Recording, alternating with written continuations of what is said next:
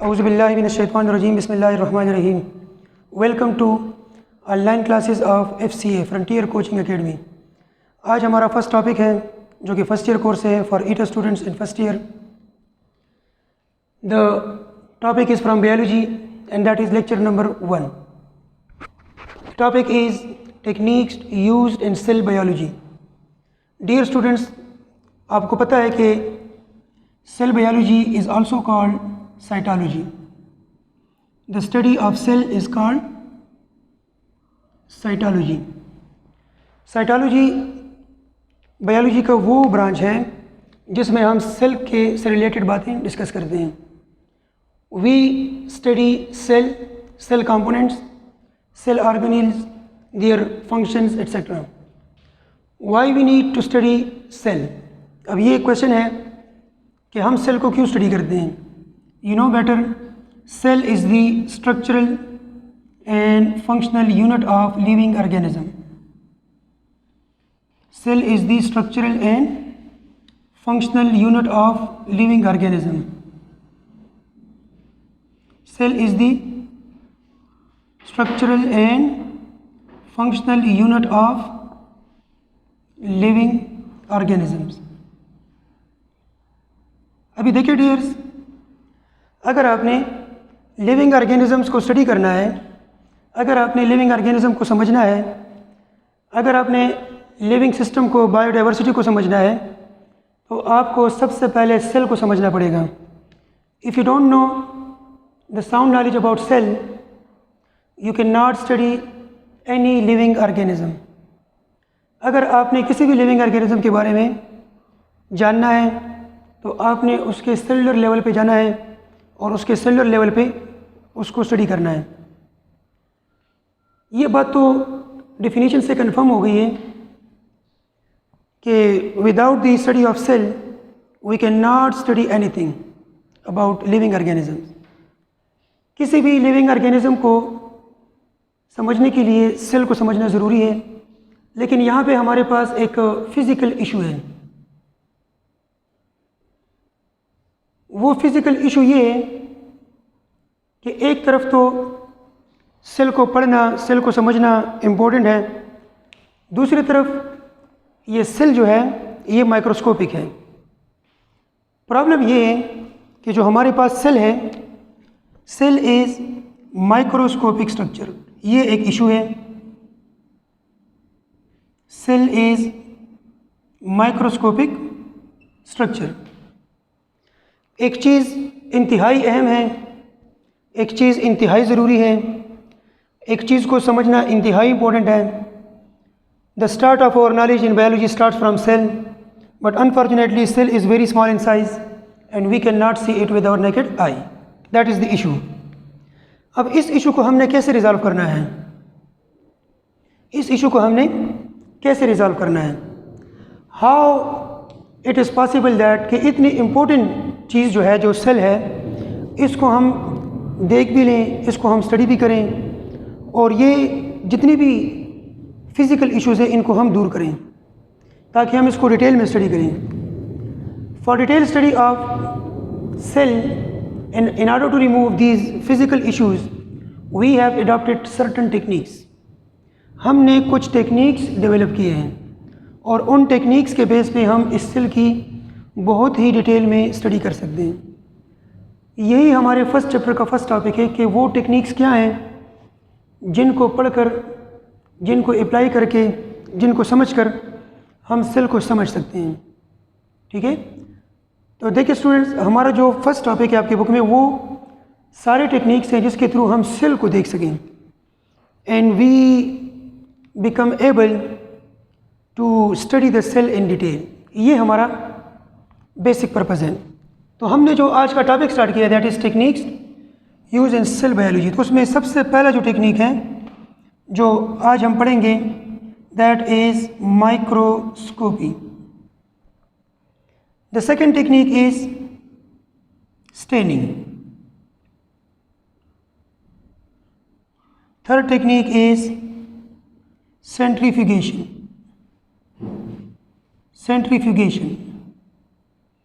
These are the certain techniques which are used to resolve the issue of study of cell। ये हमारे पास ऐसे techniques हैं और भी हैं, ऑलमोस्ट आपके बुक में 9 टेक्निक्स है, जिसमें से 3 टेक्निक्स आज हम डिस्कस कर रहे हैं फर्स्ट लेक्चर में। Microscopy, staining and centrifugation will be discussed. These are the first 3 techniques used in cell biology. अभी हम इनको एक एक करके डिस्कस करते हैं डिटेल में। And let's start from the microscopy। Now we are going to pick out the first topic, and that first topic is about microscopy।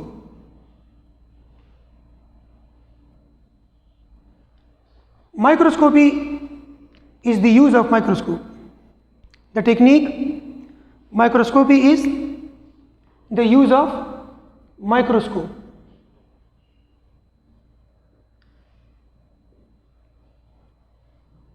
The use of microscope is called microscopy।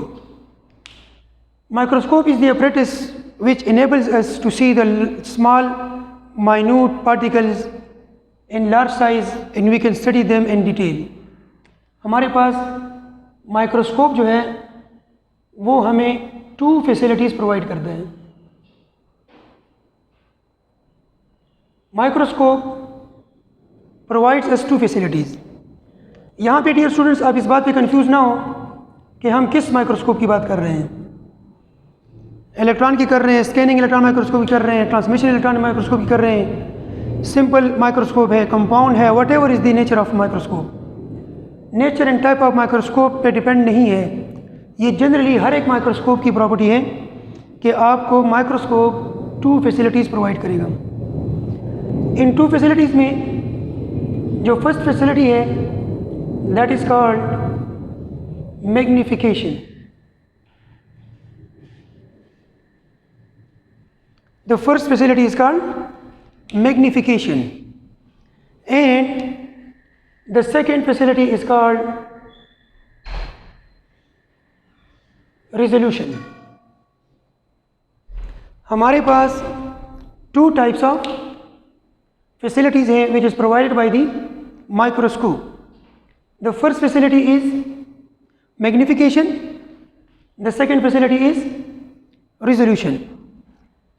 Now we are going to discuss the first one in detail। हम discuss कर रहे हैं जनाब magnification को।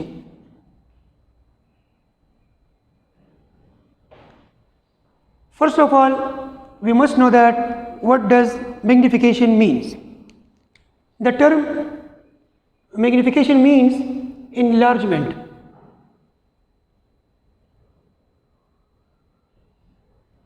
or to increase the size, to increase the size, जिसको आजकल आप mobile की लैंग्वेज में जूम कहते हैं। जिस तरह आप किसी भी चीज़ को जूम कर सकते हैं, आप किसी चीज़ को जूम करते हैं तो उसका साइज़ इनलार्ज हो जाता है। छोटी वीडियो होती है आप जूम कर लेते हैं, छोटी पिक्चर होती है आप उसको जूम कर लेते हैं।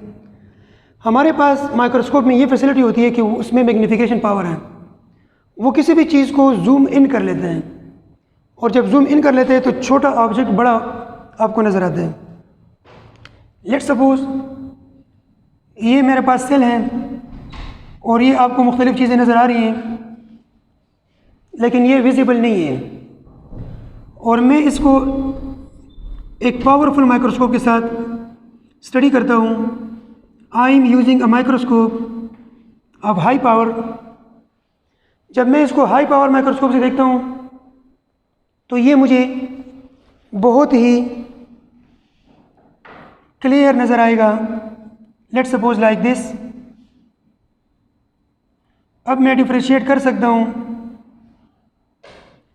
कि ये मेरे पास एक सेल है और ये सेल में बिल्कुल सेंटर में आपको न्यूक्लियस नज़र आ रहा है, गाल्जी बॉडीज़ हैं, आपको माइटोकॉन्ड्रिया नज़र आ रहा है, आपको एंडोप्लाज्मिक रेटिकुलम नज़र आ रहा है, आपको राइबोसोम्स, इसी तरह लाइसोसोम्स, सेंट्रियोल्स एट्सेट्रा। लेकिन यहाँ पे एक इशू है, वो इशू ये है कि जब आप किसी चीज़ को मैग्नीफाई करते हैं, किसी भी चीज़ का साइज़ आप इंक्रीज़ करते हैं, तो साइज़ इंक्रीज़ करने से ब्लर हो जाती है पिक्चर। बाज़ औक़ात पिक्चर ब्लर हो जाती है। फॉर एग्ज़ाम्पल यहाँ भी आपको विजिबल नहीं है और आप इस पिक्चर को, इस इमेज को और भी मैग्नीफाई कर रहे हैं। आपने इस इमेज को और भी मैग्नीफाई कर लिया है और ये इतना मैग्नीफाई हो गया है। अभी आप देखेंगे कि यहाँ पे हमें एक इशू होगा, वो इशू ये क्रिएट होगा जो आपको नज़र आ रहा है।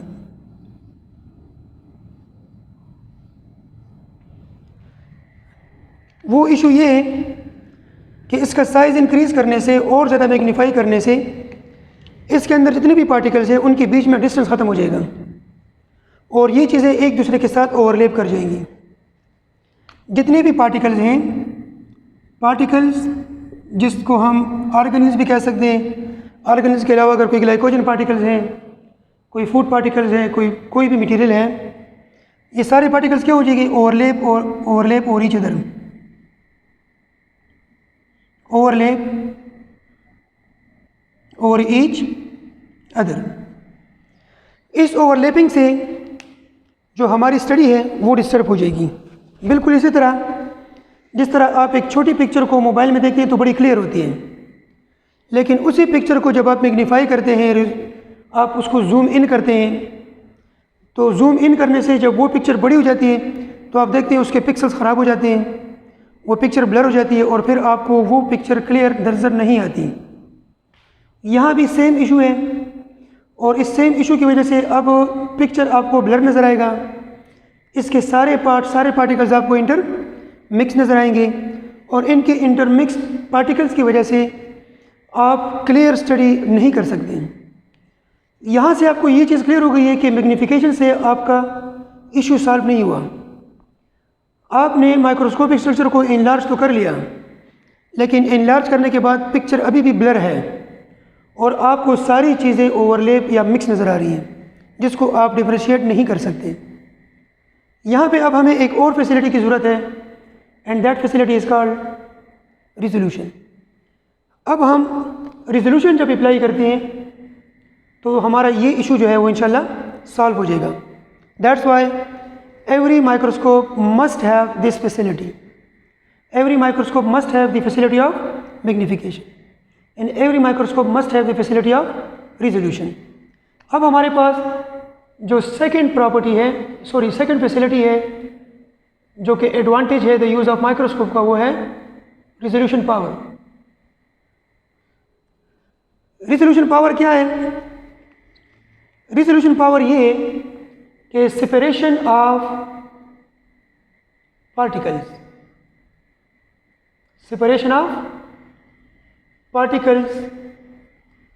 फ्रॉम वन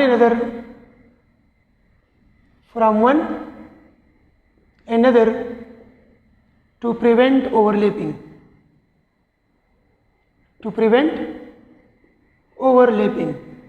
ओवरलैपिंग को प्रिवेंट करने के लिए जो हमारे पास पार्टिकल्स हैं इनके बीच में जो डिस्टेंस है, इस डिस्टेंस को भी इंक्रीज़ करना, ताकि ये पार्टिकल इस पार्टिकल के साथ ओवरलैप ना कर जाए, ये पार्टिकल इससे अलग हो जाए, सारे पार्टिकल एक दूसरे से सेपरेट हो जाए।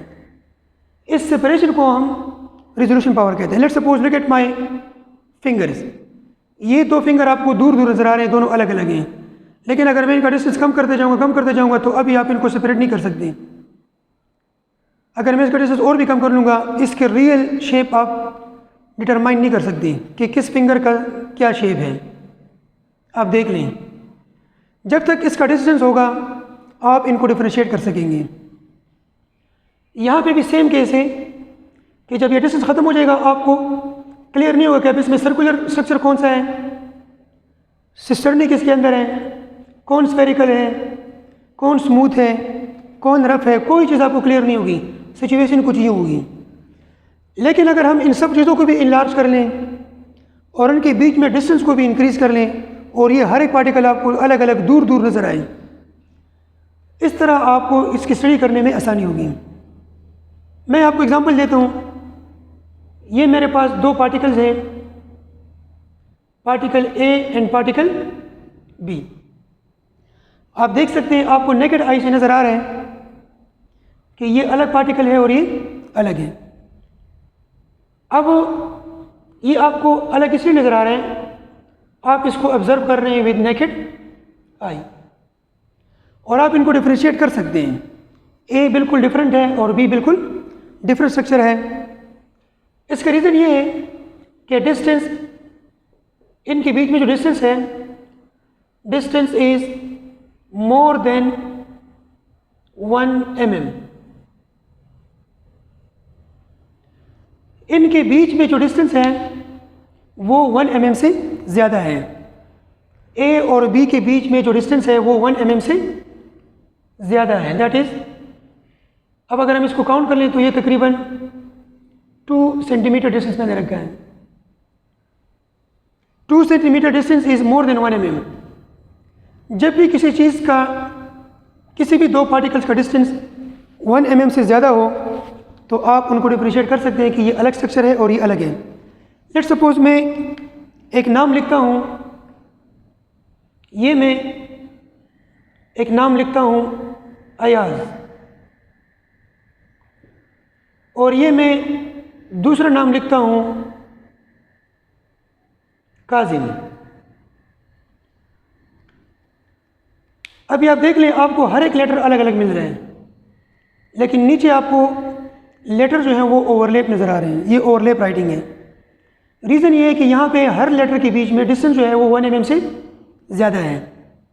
तो आप इनको सेपरेट सेपरेट देख सकते हैं। You can see them separate because the distance between the two alphabets is more than 1 mm and it is distinguishable for naked eye. Naked eye इनको डिस्टिंग्विश कर सकते हैं। लेकिन जब आप देखते हैं काजिम, तो के और ए में डिस्टेंस 1 mm से ज़्यादा है, ए और जेड में डिस्टेंस 1 mm से कम है। आपको वो एक नज़र आ रहा है ओवरलैप। जेड और आई ओवरलैप नज़र आ रहे हैं, आई और एम ओवरलैप नज़र आ रहे हैं। लेकिन आई के ऊपर जो ये हमने डॉट लगाया है, इस डॉट और आई का डिस्टेंस 1 mm से ज़्यादा है, तो हमें दोनों अलग अलग नज़र आ रहे हैं। हम चाहते हैं कि हमें ये पार्टिकल्स भी एक दूसरे से अलग नज़र आएँ और हमें पता चले कि ए अकेला किस तरह लिखा जाता है, जेड किस तरह लिखा जाता है, आई किस तरह होता है, एम किस तरह होता है। हम अलग अलग देखना चाहते हैं। तो ये चीज़ जो आपको नेकेड आई से ओवरलैप नज़र आ रही है, अगर हम इसके लिए यूज़ कर लें माइक्रोस्कोप, इसके लिए हम यूज़ कर लें माइक्रोस्कोप, तो माइक्रोस्कोप इन लेटर्स को रिजॉल्व कर लेगा। अब इनका डिस्टेंस 1 mm से कम है, माइक्रोस्कोप इनको इस तरह रिजॉल्व कर लेगा। अगर आपके माइक्रोस्कोप का पावर ज़्यादा है तो वो अपने रिजोल्यूशन पावर की वजह से ये जो लेटर है काजिम, इस लेटर को के को बिल्कुल सेपरेट करके आपको दिखाएगा। ए को अलग, जेड को अलग, आई को अलग और एम को अलग। और ये ओवरलैप लेटर्स आपको बिल्कुल सेपरेट सेपरेट नज़र आएंगे। Now you can understand the volume and shape of K, volume and shape of A, volume and shape of Z, I, M. इसी तरह ये जो ओवरलैप स्ट्रक्चर हमने बनाया था, ये कभी भी इस तरह ओवरलैप नहीं बनेगा अगर हमारे माइक्रोस्कोप में रिजोल्यूशन पावर है। अगर हमारे माइक्रोस्कोप में रिजोल्यूशन पावर है तो ये कभी भी ओवरलैप नज़र नहीं आएगा। हमें ये डायग्राम और ज़्यादा विजिबल नज़र आएगा। Nucleus, mitochondria, similarly Golgi bodies, clear cut, endoplasmic reticulum, उससे lysosomes, centrioles, ribosomes, etcetera and etcetera. अभी आप देख लें, हमने जब माइक्रोस्कोप यूज़ किया तो माइक्रोस्कोप से हमने उसको मैग्नीफाई भी किया और मैग्नीफाई करने के बाद उसको रिजॉल्व भी किया। और वो छोटा न्यूक्लियस, वो छोटा सेल जिसमें हमें कुछ नज़र नहीं आ रहा था, अभी उसमें हमें सारे ऑर्गेनिज्म भी नज़र आ रहे हैं, उसका साइज़ भी हमने मैग्नीफाई कर लिया है, उसकी शेप भी हमें क्लियर है, और उसके अंदर जितने भी पार्टिकल्स हैं वो एक दूसरे से सेपरेट भी पड़े हैं, वो आपस में ओवरलैप भी नहीं कर पा रहे हैं। ये हमारे पास फैसिलिटीज़ हैं किसी भी माइक्रोस्कोप की कि वो आपको ये फैसिलिटीज़ प्रोवाइड करेगा, हर चीज़ को मैग्नीफाई भी करेगा और रिजॉल्व भी करेगा। मैं रिपीट कर रहा हूँ कि हमारे पास जो फर्स्ट टॉपिक है फर्स्ट ईयर में, that is techniques used in cell biology. हम बायोलॉजी में सेल बायोलॉजी में कुछ टेक्निक यूज़ करते हैं। आप देख रहे हैं कि हमारे पास सेल बायोलॉजी को साइटोलॉजी कहते हैं। जब भी हम sound knowledge about living organism gain करना चाहें, we need to study cell in detail. लेकिन सेल जो है वो एक माइक्रोस्कोपिक स्ट्रक्चर है।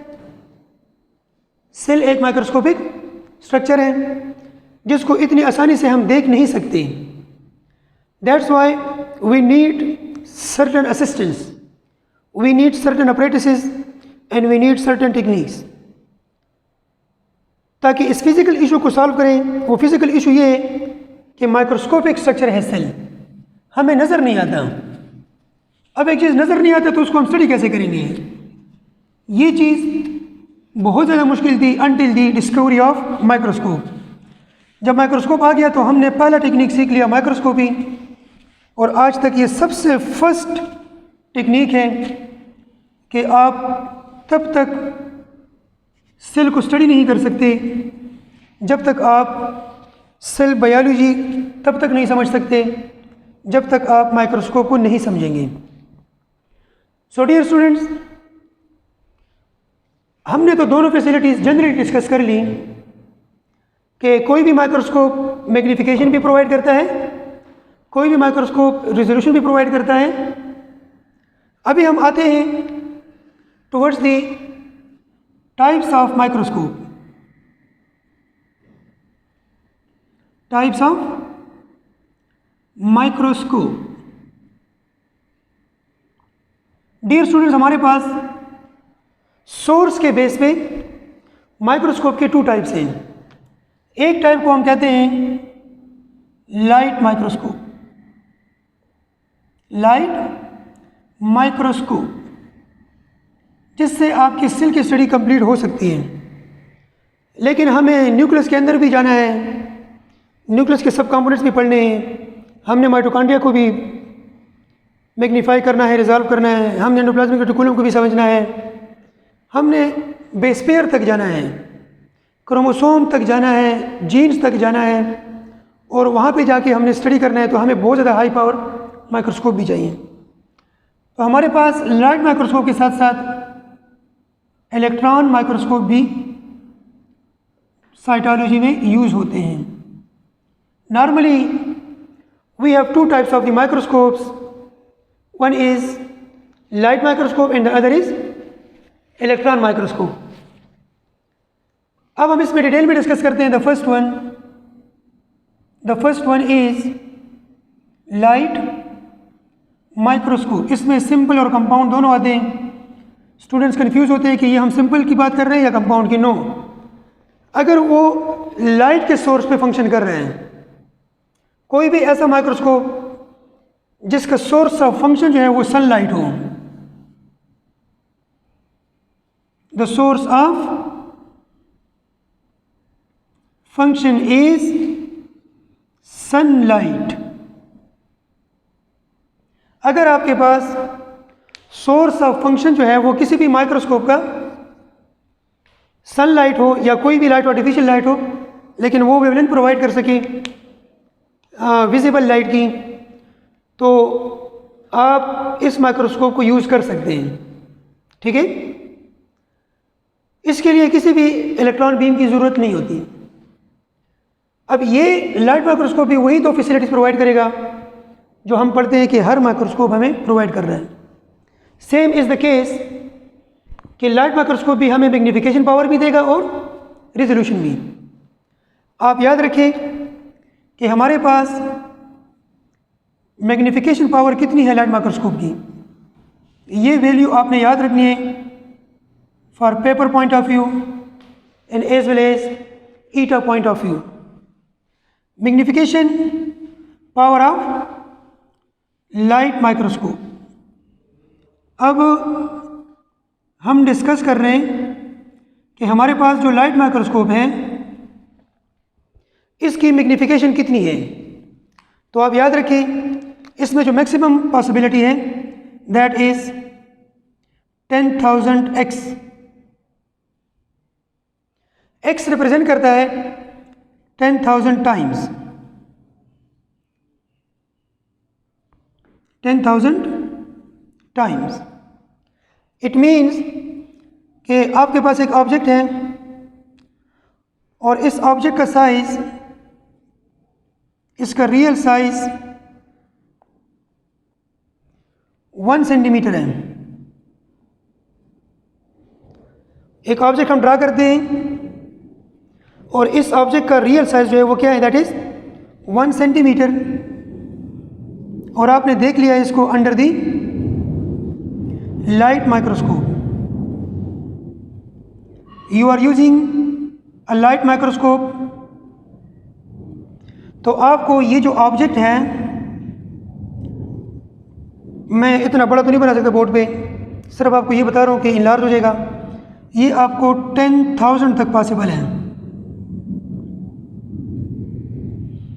1 centimetre size can be increased up to 10,000 centimetres. अभी देख ले डियर स्टूडेंट्स, आप देख रहे हैं कि लाइट माइक्रोस्कोप भी आपकी हेल्प कर रहा है और वो इंक्रीज़ कर रहा है आपकी मैग्नीफिकेशन पावर को। और ये मैग्नीफिकेशन पावर 10,000 तक पॉसिबल है। डिपेंड करता है आपके माइक्रोस्कोप की लेंस की पावर पे, आईपीस की पावर पे, कि आप कितनी पावरफुल आई लेंस, आईपीस और लेंस यूज़ कर रहे हैं। माइक्रोस्कोप भी डिपेंड करते हैं। इस तरह मोबाइल में डिफरेंट कैटेगरीज हैं, कोई S1 है, कोई S2 है, कोई S5 है, कोई S7 तक बात चली गई है मेरे ख्याल में। इस तरह माइक्रोस्कोप में भी डिफरेंट वेराइटीज़ आपको मिलेंगी, लेकिन मैक्सिमम वैल्यू हमारे पास लाइट माइक्रोस्कोप में जो मैग्नीफिकेशन की है दैट इज़ 10,000, जो आपने MCQs के लिए याद रखना है। सेकेंड फैसिलिटी हमने पढ़ी है कि वो रिजोल्यूशन है। हर माइक्रोस्कोप आपको प्रोवाइड करता है the power of resolution. Similarly ये प्रॉपर्टी आपको लाइट माइक्रोस्कोप भी प्रोवाइड करते हैं। तो अब हम रिजोल्यूशन को डिस्कस करते हैं।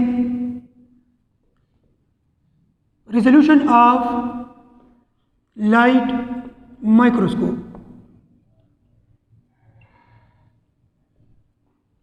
Resolution power of light microscope is, naked eye में हमने डिस्कस किया था कि हमारे पास जो नेकेड आई है उसका हमारे पास जो रिजोल्यूशन पावर है वो 1 mm है, 1 millimetre. Resolution power of light microscope is 250 nanometre. 250 nanometre इसका रिजोल्यूशन पावर है। अब 250 नैनोमीटर रिजोल्यूशन पावर का मतलब क्या है? 250 रिजोल्यूशन पावर का मतलब आप कहेंगे कि ये तो बहुत ही मिनिमम वैल्यू है, हमारी आई की वैल्यू तो ज़्यादा है, लेकिन ये वैल्यू जितनी ज़्यादा कम होगी उतना ही ये यूज़फुल है। रीज़न क्या है? 2 ऑब्जेक्ट्स मेरे पास पड़े हैं,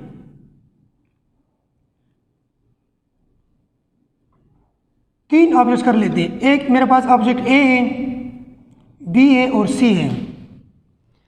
मुझे भी ये तीनों ओवरलैप नज़र आ रहे हैं और आपको भी। क्यों? क्योंकि इनका डिस्टेंस जो है, हम फर्ज कर लेते हैं कि ए और बी का जो डिस्टेंस है दैट इज़ 0.5 mm।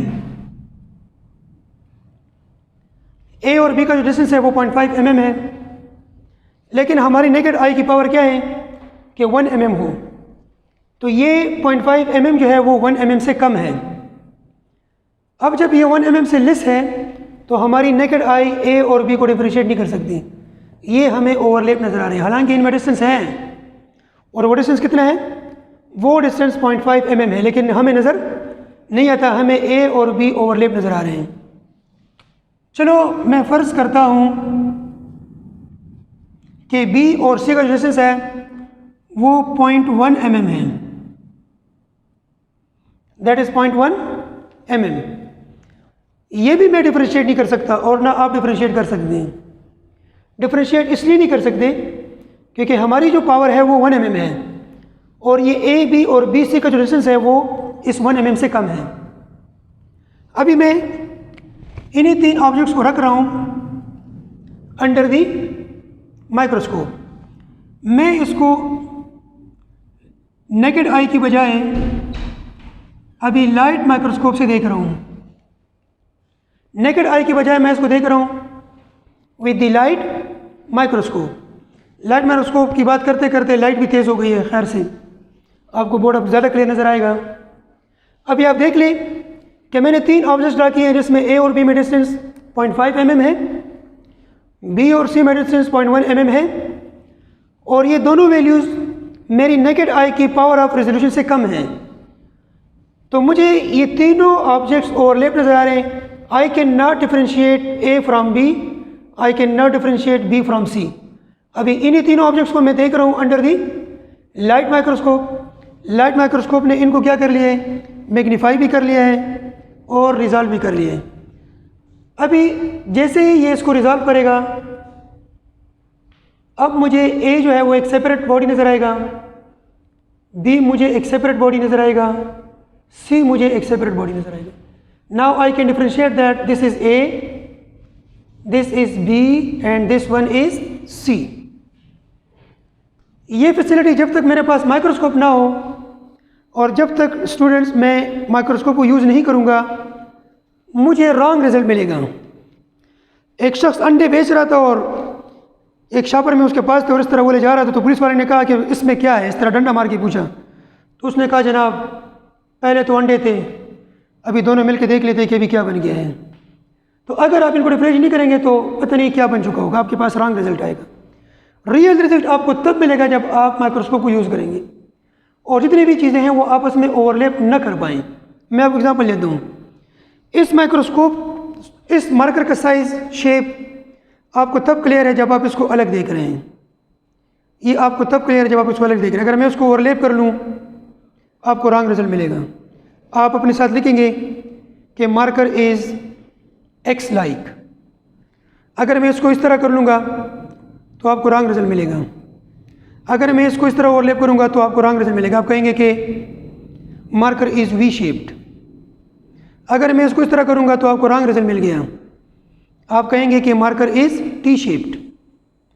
हमने ओवरलैपिंग को प्रिवेंट करना है फॉर एक्चुअल रिजल्ट्स, और एक्चुअल रिजल्ट्स के लिए हमने जब इनको अलग करना है, इस अलग करने के लिए हमें पावर चाहिए किस चीज़ की? We need the power of resolution. We need the power of resolution.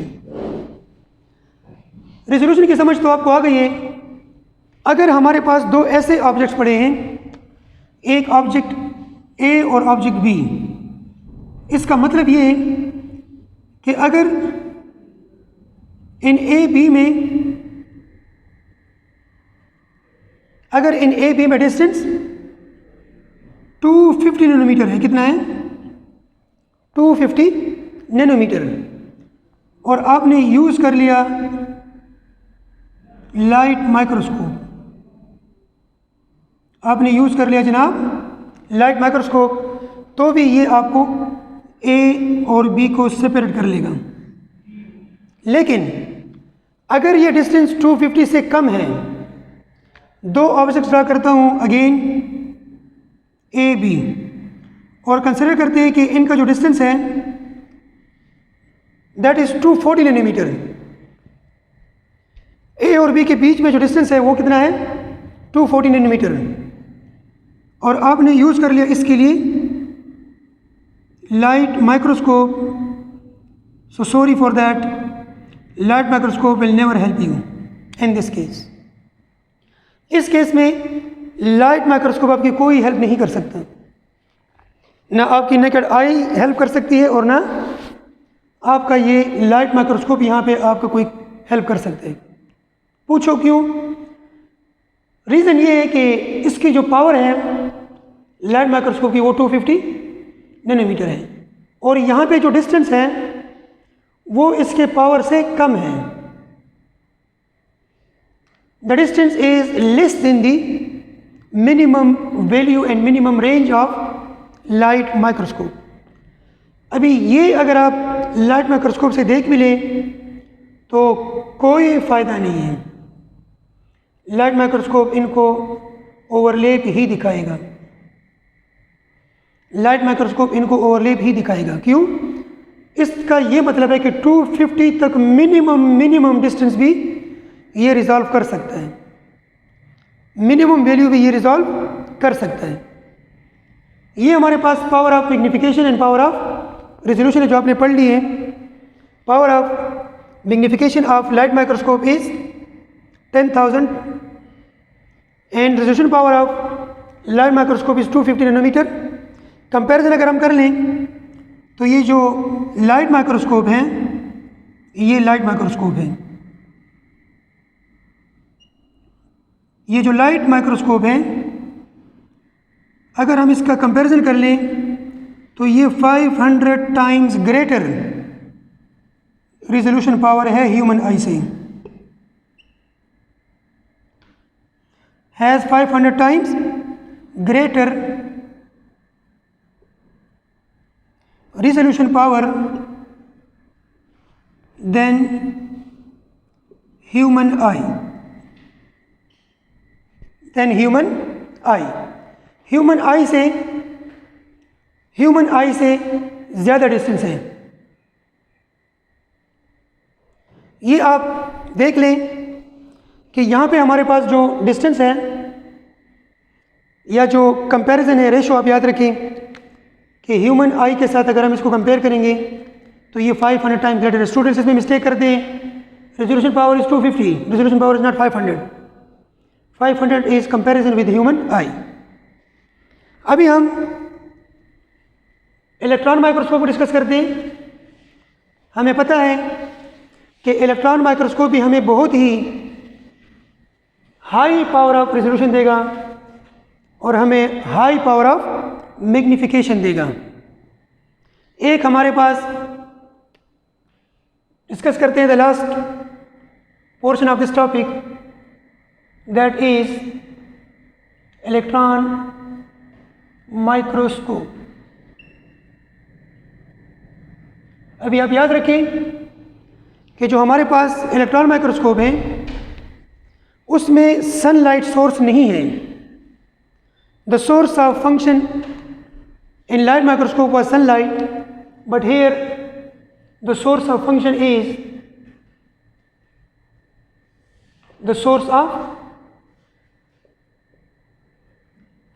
is electron beam.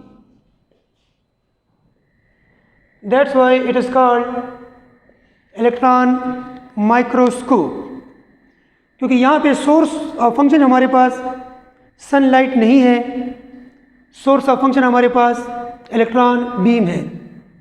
Same facilities यहाँ भी हमें प्रोवाइड करेगा। हम इसकी मैग्नीफिकेशन देखते हैं। Now we are going to write the magnification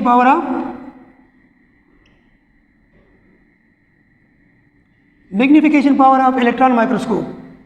तो ये हमारे पास 1 मिलियन तक पॉसिबल है। लाइट माइक्रोस्कोप में ये 10,000 था, यहाँ पे ये वैल्यू और ज़्यादा इंक्रीज है क्योंकि ये ज़्यादा पावरफुल है। 10 लाख तक ये पॉसिबल है, जिसको हम 1 मिलियन एक्स कहते हैं। ये किसी भी ऑब्जेक्ट के साइज को 1 मिलियन टाइम्स इंक्रीज करते हैं। मतलब ये कि यही 1 सेंटीमीटर ऑब्जेक्ट अगर आपने ले लिया और ये 1 सेंटीमीटर ऑब्जेक्ट आपने यहाँ पे रख लिया है, तो ये ऑब्जेक्ट आपको 1 मिलियन सेंटीमीटर नज़र आएगा, 10 लाख सेंटीमीटर। इट मीन्स कि ये सेल आपको इस रूम से भी बड़ा नज़र आएगा। हाई पावर ऑफ मैग्नीफिकेशन है इसमें। अगर आप इसका रिजोल्यूशन पावर देख लें तो वो भी बहुत ज़्यादा हाई है। resolution power of electron microscope is 0.02 nanometre. आप खुद देख लें, 0.02 नैनोमीटर, बिल्कुल मिनिमम चीज़ को भी ये रिजॉल्व करके आपको बताता है। ये एग्जाम्पल अब यहाँ पे दोबारा करते हैं। अभी दो ऑब्जेक्ट्स हम ड्रा करते हैं, ऑब्जेक्ट ए को ड्रा करते हैं ऑब्जेक्ट बी के साथ। ये हमें ओवरलैप नज़र आ रहे हैं विद नेकेड आई। ये मैं भी देख रहा हूँ, आप भी देख रहे हैं, काजिम भी देख रहा है, चाचा भी देख रहा है, मामा भी देख रहे हैं, सब देख रहे हैं कि ये ए और बी हमें क्या नज़र आ रहे हैं, ओवरलैप नज़र आ रहे हैं। क्यों? क्योंकि हमने डिस्टेंस कंसिडर किया कितना, 240 नैनोमीटर। ये जो डिस्टेंस है दोनों के बीच में, जो डिस्टेंस है दैट इज़ 240 नैनोमीटर, जो हमारी नेकेड आई से भी कम है, जो पावर ऑफ लाइट माइक्रोस्कोप से भी कम है। इन्हीं दो ऑब्जेक्ट्स को मैं ऑब्जर्व कर रहा हूँ अंडर दी लाइट माइक्रोस्कोप, तो भी मुझे कोई फ़ायदा नहीं है, क्योंकि इसका जो डिस्टेंस है वो power of resolution of light microscope से कम है। तो मुझे लाइट माइक्रोस्कोप में भी ये दोनों स्ट्रक्चर ओवरलैप नज़र आ रहे हैं। लेकिन अभी मेरे पास हाई पावर माइक्रोस्कोप मौजूद है, और वो हाई पावर माइक्रोस्कोप जो है वो इलेक्ट्रॉन माइक्रोस्कोप है, जो इतने मिनिमम डिस्टेंस को भी, जो कि बहुत ही मिनिमम डिस्टेंस है 0.02 नैनोमीटर। अभी मैं इसको लाइट माइक्रोस्कोप को हटाकर मैं इसको देख रहा हूँ with the help of electron microscope. तो इलेक्ट्रॉन माइक्रोस्कोप मेरी हेल्प कर रहा है। इलेक्ट्रॉन माइक्रोस्कोप मेरी हेल्प इसलिए कर रहा है क्योंकि 240 nanometre is more greater than 0.02 nanometre. अगर ये डिस्टेंस मैं 200 भी कर लूँ तो भी मुझे अलग दिखाई देगा, 100 कर लूँ, 1 कर लूँ, 0.5 कर लूँ, 0.1 कर लूँ तो भी मुझे नजर आएगा। अगर मैं 0.02 नैनोमीटर कर लूँ तो फिर उसके बाद मुझे इलेक्ट्रॉन माइक्रोस्कोप से हेल्प नहीं मिलेगी। डियर स्टूडेंट्स, ये आज का हमारा टॉपिक था। Unfortunately because of shortage of time हम इंशाल्लाह कल डिस्कस करेंगे। यहाँ पे 3-4 MCQs आपको बता दूँ। एक तो सोर्स आपको पता हो, मैग्नीफिकेशन आपको पता हो, रेजोल्यूशन आपको पता हो, हर माइक्रोस्कोप की मैग्नीफिकेशन पावर, रेजोल्यूशन पावर आपको पता हो, ये सारे MCQs में आते हैं। एक आप असाइनमेंट अपने साथ याद रखें जो कि ईटा MCQs भी आ चुका है, यहाँ पे वेरीफाई कर सकते हैं। वो MCQs ये है कि for living cell dash microscope is best to use. एक लिविंग सेल है और आप लिविंग सेल के लिए माइक्रोस्कोप यूज़ करना चाहते हैं, तो आप इन दोनों में कौन से माइक्रोस्कोप को यूज़ करेंगे? आपके पास दोनों माइक्रोस्कोप अवेलेबल है, लैब में आप खड़े हैं, यू आर सन टेस्ट। आपके पास लाइट माइक्रोस्कोप भी है डियर्स, और आपके पास इलेक्ट्रॉन माइक्रोस्कोप भी है, और एक लिविंग सेल को आप डिस्कस कर रहे हैं, न्यूक्लियस, राइबोसोम, किसी भी चीज़ को आप डिस्कस कर रहे हैं और वो लिविंग फॉर्म में है, फॉसिल नहीं है, डेड नहीं है, तो आप कौन सा माइक्रोस्कोप यूज़ करेंगे? याद रखें, मेजॉरिटी स्टूडेंट्स इलेक्ट्रॉन माइक्रोस्कोप पे टिक मार्क लगाते हैं क्योंकि वो समझते हैं कि ये ज़्यादा पावरफुल है, बिल्कुल इसकी फैसिलिटी ज़्यादा है। लेकिन हम लिविंग सेल के लिए हमेशा प्रेफर करते हैं लाइट माइक्रोस्कोप को, जो आपने MCQs के लिए याद रखना है। ईटा आपसे बार बार पूछेगा कि लिविंग सेल के लिए हम यूज़ करते हैं light microscope, we never use electron microscope. The reason is electrons. इसका रीज़न जो है वो इलेक्ट्रॉन बीम है। Electron beam may cause mutation in living cell.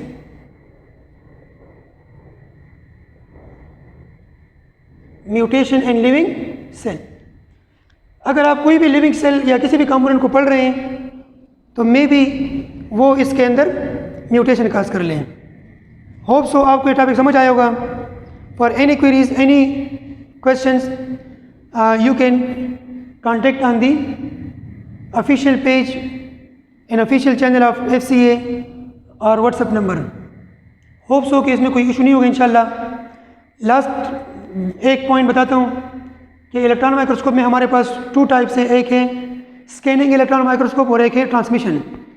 Transmission electron microscope आपको 2 डायमेंशनल स्ट्रक्चर देता है, और जो लेटेस्ट टेक्नोलॉजी है SEM वो आपको 3 डायमेंशनल स्ट्रक्चर्स प्रोवाइड करता है। Thank you so much for being with us. इंशाल्लाह नेक्स्ट लेक्चर में मुलाकात होगी। अल्लाह हाफिज़।